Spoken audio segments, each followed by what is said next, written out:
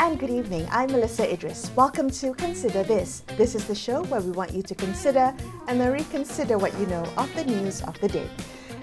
Today on the show, we'll discuss the US's move to impose 25% tariffs on imports from Canada and Mexico and a 10% tariff on imports from China. Now, the tariffs on Mexico and Canada have been delayed for a month, but the tariffs on China took effect on February 4th. The tariff war by the US, which is the second largest goods trader in the world after China, has rattled markets worldwide. So what are the potential economic consequences of these opening salvos?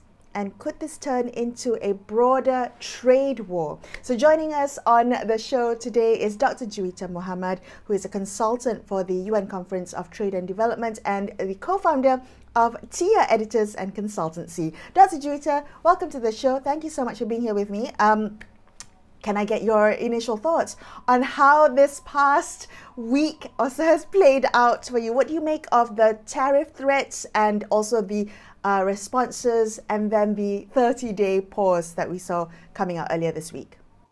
So just in a nutshell, the summary of what has been going on, we saw that Trump is adamant about implementing a 25% additional tariff on imports from Canada and Mexico. And now you mentioned that it's suspended for another 30 days and also another 10% additional tariff on imports from China. And this is a bit different from the years before because we do see that all the tariff on imports from China will be targeted for all products from China coming into the US.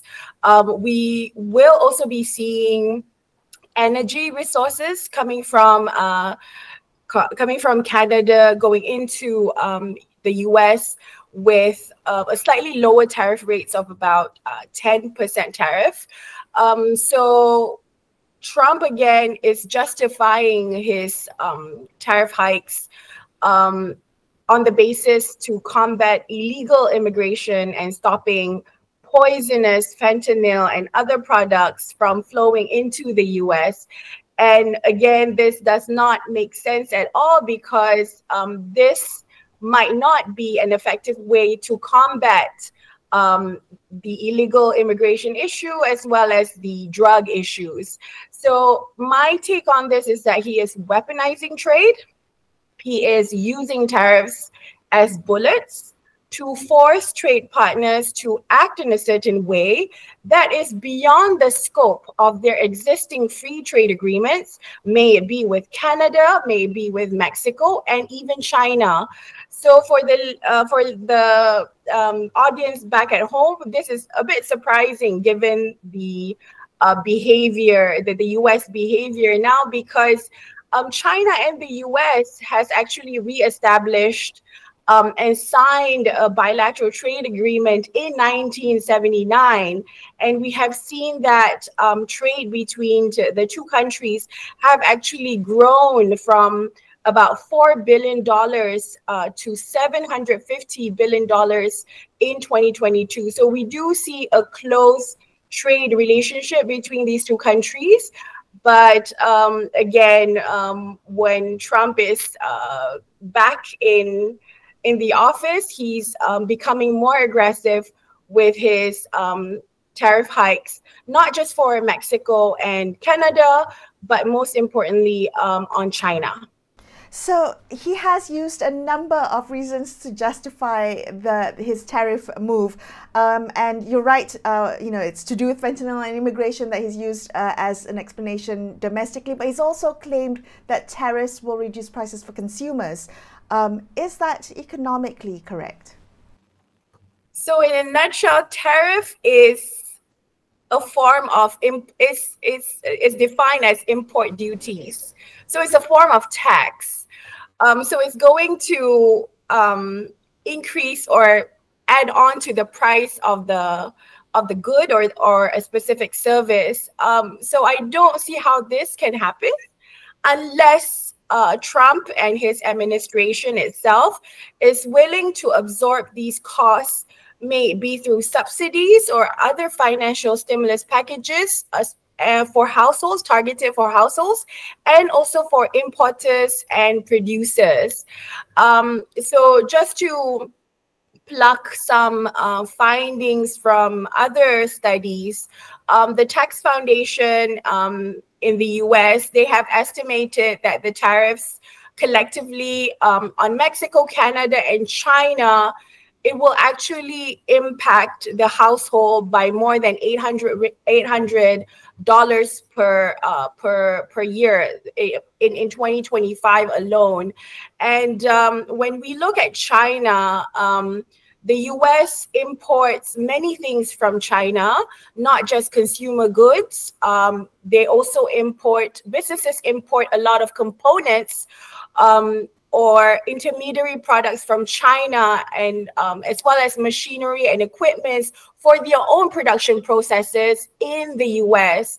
So the cost of production is going to increase as well for these producers in the US. So in that study, they estimated that the tariffs on China alone will add on about $172 per annum per US household. And when we do see that in the past, Apple products was exempted from this tariff hikes, but now Apple products will not have their exemptions anymore. So again, on the households, they're going to be impacted because again, the US imports two-thirds of the US imports two-thirds of their US vegetable like in total from Mexico. And again, especially when it's winter right now, they're going to be importing more. So again, these tariff hikes is going to be transferred to the households most probably. And also when the tariff rates is going to be increased for Canada and also Mexico, you have to think about the car making industry. Parts go back and forth between these 2-3 countries through the production process. And again, only looking at the vehicle prices, an investment bank also highlighted that this tariff hikes for Mexican, Canadian, and Chinese goods will add up about $2,700 to the average US or American vehicle. So it all builds up. It's not just one specific product right now from China. It's going to be a blanket of tariff hikes for all products coming from China into the US. Dr. Juita, you mentioned earlier that this is Trump weaponizing trade and going beyond the agreed FTAs.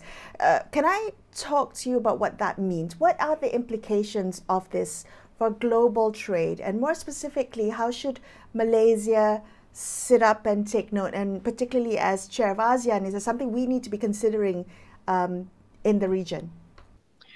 So, yes, as I mentioned before, Trump is weaponizing trade, and this is not in line with the WTO rules and also regulations. Even though this term or this behavior of weaponizing trade is not new, but I think it's a bit worrying now because it's being used more rapidly by different major countries, major powers, to the point of normalization. We should not be normalizing this. If the issue is drugs or illegal immigrants, there are other avenues, bilateral cooperations or multilateral cooperations, avenues that can take place to combat these issues. There can be reforms domestically to combat these issues from penetrating into the US borders. But again, hiking tariffs is not an effective tool at all. But coming back to Malaysia and ASEAN, I do not see that there's going to be a negative impact in the short to medium term. But as the US tries to decouple from China, we have seen in the past that ASEAN as a whole and countries like Malaysia and Vietnam have benefited from this.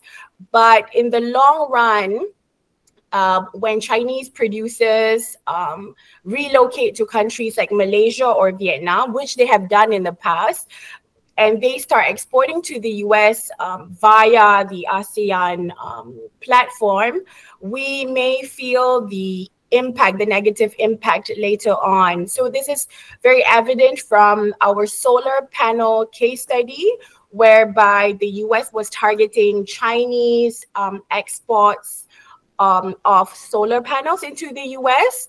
But then when the US found out that Chinese producers are going abroad to relocate and to have their plants in Malaysia, Singapore, and also in Vietnam, then they started to increase the tariff rates for Malaysian exports of solar panels into the US. So if this is going to be a long-term game, and if China is going to relocate its production facilities to countries like Malaysia, we may be slapped with higher tariff rates on our exports to the US. So the decoupling of the US from China may not have much positive impact for smaller countries like Malaysia and ASEAN in the long term. Dr. Juita, thank you so much for sharing your insights with us. I appreciate your time. That was Dr. Juita Mohamad from Tia Editors and Consultancy. We're going to take a quick break here and consider this. We'll be back with more. Stay tuned.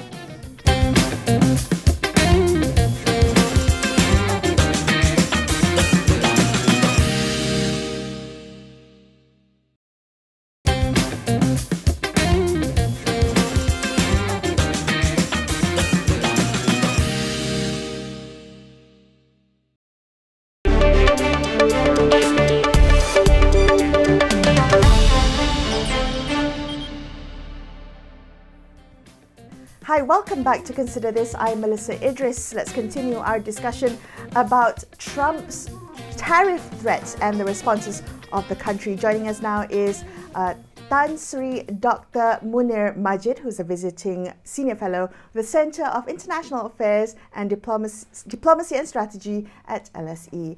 Thank you so much for joining me on the show, Tan Sri. I want to get your thoughts in terms of Trump's latest tariff moves and the temporary pause that we see with Mexico and Canada.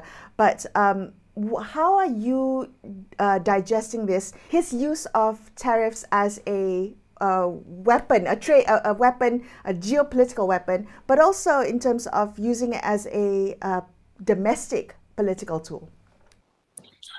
Thank you for having me, Melissa. I think the Trump administration has been described by some people as comprising sort of cronies, sort of creeps and causing chaos. And I'm not making any comment on the creeps and the cronies, but certainly on the chaos that you mentioned relating to tariffs. Of course, there's a threat still hanging over Canada and Mexico, with 25% tariffs that he wishes to impose on them. But the 10% on China is already in force, already in play. And don't forget, China is already facing about 25% tariffs even before this. And so there is a cost to China, and China has responded, all right, has responded. Trump has held back against Mexico and Canada, but has threatened to impose 10 to 20% on the EU. So, you know, we are in the position where we have to see what he does and how the tariffs will play out and how they will affect us, say, in ASEAN, Southeast Asia, or the world, indeed. It depends, you know, on how steep the tariffs are. Depends on how extensive they will be. And of course, depends on how prolonged, the tariffs will be applied. I mean, I'll give you a worst case scenario. A worst case scenario occurred in the 1930s, during the Great Depression.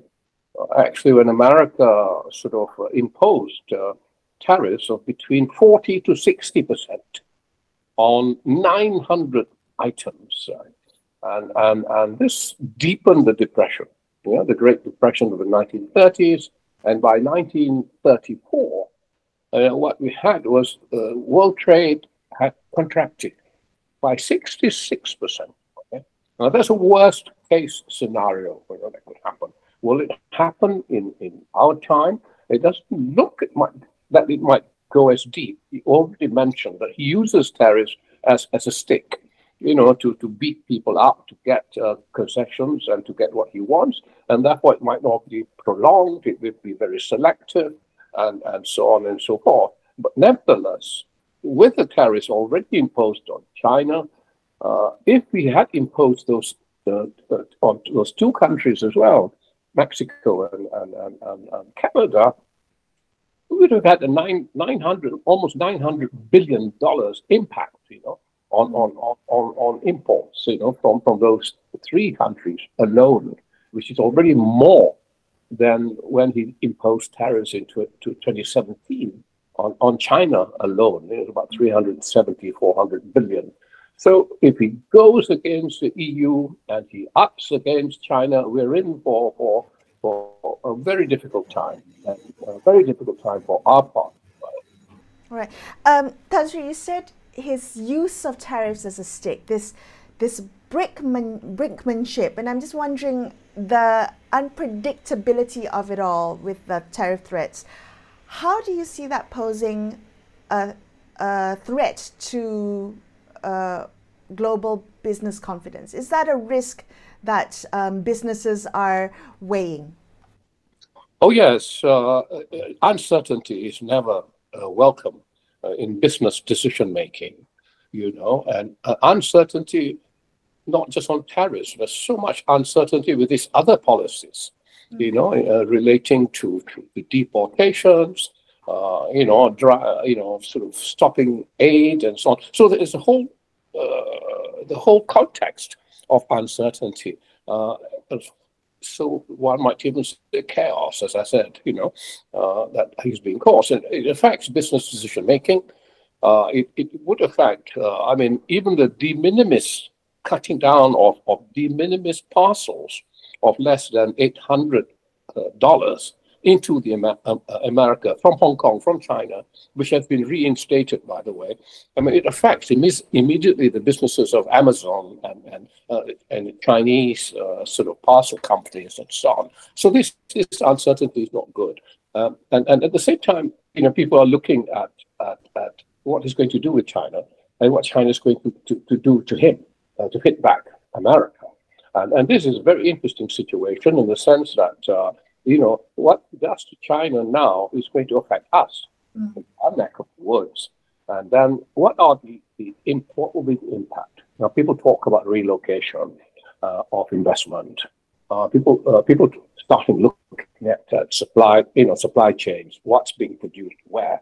But don't forget, Melisa, when he hits against China, in most product lines, the final value add at the China end of the value chain, of the supply chain, of the China end, is usually only about 30%. Okay, but the tariffs are hit against the total value of the final product, and therefore the impact on China, where it is at the final end of that product, is at 3 times, assuming it's only 30% value that China is gaining. So the impact on the whole price of the product, the final product, is about 3 times. So it's quite hard, it's quite hard. And China has got every right to retaliate in this sort of situation. And, this first round that's happening shows that China is working out how to retaliate, including the restraining exports of rare materials, rare earths, and so on. So it becomes a strategic contest as well, So coming back to what the outcome will be for us in ASEAN, in Southeast Asia, I think we have to look, and the relocation is well and good, but relocation of Chinese investment, ASEAN, as has happened, may not be safe, because he will be looking at the nationality of the product and not just the geography of where it's coming from. And therefore, it might begin to affect us, At the same time, he might then actually look at us in ASEAN, who has the surpluses against him, against the United States. Of course, the largest surplus country in ASEAN of almost $100 billion, dollars is Vietnam. And Vietnam's like number 4, or so, I think, in terms of surpluses with the Americans. I know you have China, of course, the largest surplus, and then, of course, you have the EU, the next largest surplus, and then you have Mexico, which is quite large surplus, and Vietnam is quite large, and therefore he starts looking at China as a non-market economy and says, you're communist, blah, blah, blah, and slams on it. But then not too far down at about 30 billion surplus US dollars are Thailand and Malaysia. Right? And so he might look at the surpluses. And it's not just a surplus that he's looking at now. He looks at other policies. What are you doing about this and that? Are you de-dollarizing? And then he uses that as a stick to say, you've got a surplus, and I'm going to slam, tariffs against you, as you say, is a weapon that he uses. And Malaysia might not be spared, because I think we have a situation in Malaysia where I don't think they like. He's too enamored of Malaysian foreign policy. People say, "Oh, we're a small country. Nobody will take notice of us." But I think they take notice of, because they get reports, from the ambassadors and so on. And so I wonder what he'll try and do. So the Prime Minister has already said that Malaysia shouldn't be rushing to respond to Trump's tariff threats, and the best action is actually to wait and see. Do you agree with that? That should we be taking sit back and look at what has happened, or keeping our firepower dry, or holding on to that? Is that something that you think is the more prudent move forward, or should we be proactive about this? Yes, you're absolutely right. I mean, we don't respond because nothing's happened to us, right? Nothing's been done to us. But then it doesn't mean we don't do anything. We sit on our hands and do nothing. We have to be proactive and plan what we might have to do. And I think one of the things that, if I was running ASEAN or whatever, of course nobody is running ASEAN, so to speak. But if I was running ASEAN, I would have a trade war room. We have a trade war room with a map. Have flags. Country flags, look at the supply chain for various products, and see where they're going, how they might be interrupted, and look at any possible relocation of investments. If it's not Chinese, it could be American investment in China coming out of China, to Southeast Asia. That could happen.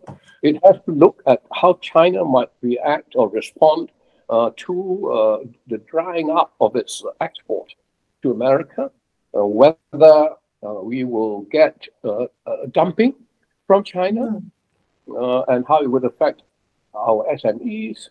I mean, Europe is better prepared than ASEAN, EU. They're better prepared, but they're not. They have the divisions of all in terms of defense, blah blah blah blah. But in terms of this response to tariffs, they're better prepared. And I think we are not, either in our country or in our region. And I think we should have that kind of war room. The second thing that we must do is that what Trump's doing in terms of tariffs is part and parcel of a wider change and of in American foreign policy. It's a broad change. And what does it indicate? It indicates something that has already been happening in terms of American foreign policy, but in a more brazen, less subtle fashion. But they're doing things without regard for international law, without regard for international morality. They're doing things which violate WTO rules, etc., etc. Now, this means the international order is changing. It was already changing. Now with Trump, it's becoming fast forward and very in your face. Very in your face. So therefore, the second thing that we must do is to have a geostrategy unit, to look at what are the geostrategic consequences of what's happening, how the world might change, in which way will it become a bifurcated world? Bifurcated world, divided, how divided? In terms of technology, to see whether, Malaysia, for example, we have $25 billion of investment in data centers, right? US investment, right?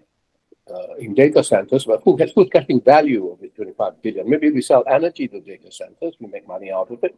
The construction of the data centers, we also make money out of it. But most of the money comes from the data that gets out of the data centers. Those provide the chips, the servers for the data centers, and money from the cloud computing of the data centers. Actually, that money is made by the investors, not by the people receiving the investment. At the same time, the quality of technology. Of course, you would have read, and we all have been following, how DeepSeek, has really trumped, ChatGPT and American AI technology, and how now you have Alibaba also in the act with QN, coming in, and there's competition in China itself about who's going to have the best AI products. So we have to look this whole thing, the world changing, the world order, how we have to engage with new forces, forcibly, per force, we have to do it. And, we have to engage with China, more, so be it. That's how it should be. Tan Sri, thank you so much for joining me on the show today. That was Tan Sri Dr. Munir Majid wrapping up this episode of Consider This. I'm Melisa Idris signing off for the evening. Thanks so much for watching and good night.